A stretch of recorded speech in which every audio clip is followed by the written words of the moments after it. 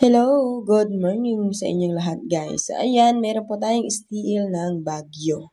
Okay, so steel ng Baguio guys, meron pong nag-request, mano-mano daw po. So, syempre, imano-mano natin guys kasi isang nag-request na ito ay napaka-ano po niya, napaka-mabait po siya, no?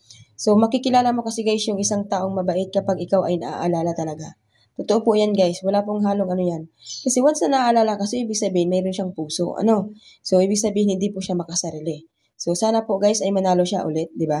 So, ito po guys ang kanyang request. Mano-mano po sa aking sumada. So, meron po tayong nakuhang 16. Gawa po ng pitsada. Pili po tayong magpitsada guys. 16, pasunod po tayo sa 15 at sumada rin po siya sa 25. Okay, so 37 naman guys ay sumada sa 28. Patras pong bilang sa 30. 38, sumada sa 28. Okay, so 24 guys, sumada rin po sa 33 at paatras po sa 24, ay sa 25. Yung 31 naman guys ay sumada po yan dito sa 44. Kasi dito kung mapapansin nyo, 4.30 yun, no? 4.4, so baka ihulog dyan si 31, diba? Ganun lang naman ang wetting. Okay, still po tayo ng Nueva Ecija. So, isa po ito sa napakahirap sumadahin. Still ng Nueva Ecija, meron po tayong sumada ng 20, 17, 26. Ako ay nahihilo. Nakakahilo. Nakakahilo, sobrang dami, okay? So, kaya ko to guys.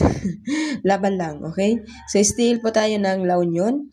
Ay 9.15, 4 Gs, Gs 24, lumabas po yung pitsa 14, lumabas po ng pitsa 15 ay 36, Gs 28.6 at 24.6. So, ito po yung sumada natin, nasa loob po ng kahon, ang 15, 27, Gs 37. Good luck everyone. So, yan po ang ating sumada today. Please like and share. Good luck.